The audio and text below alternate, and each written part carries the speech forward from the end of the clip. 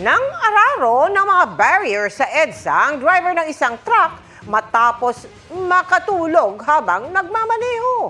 Mahigit 100 piso o 100,000 piso ang halaga ng mga napinsala na pinababayaran sa kanya. Nakatutok si EJ Gomez. Nagkawasak-wasak ang unahang bahagi ng 12-wheeler na ito na may kargang buhangin.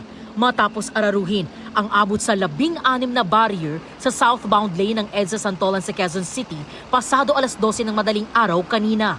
Sa lakas ng impact, halos madurog ang ilan sa mga nabanggang concrete barrier.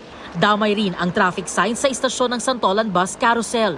Ayon sa saksing security guard sa istasyon, mabilis ang takbo ng truck. Nagulat na rin ako yan eh. Kanina ang lakas din, parang lumidildol din. Masasabi ko medyo mabilis kasi mapababa pa siya eh.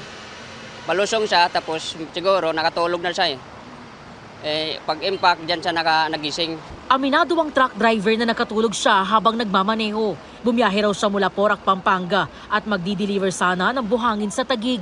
Yun, nakaidlip po ako. Tapos nung nagulat na lang po ako, na po ako. Nung kakabigin ko po yung manibela, hindi na po ako kaya. Yung dire-diretso na lang po, ma'am. Hindi ko na po napreno. Diretso biyahe na po.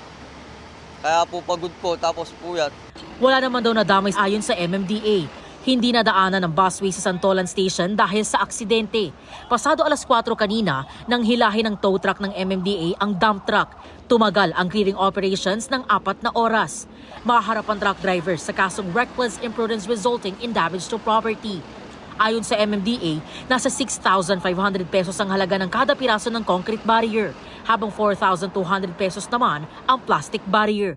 Papabayaran din sa truck driver ang nasirang signages. Sa kabuuan, abot sa mahigit 100,000 piso ang halaga ng mga nasirang property ng gobyerno. Para sa GMA Integrated News, EJ Gomez, nakatutok 24 oras.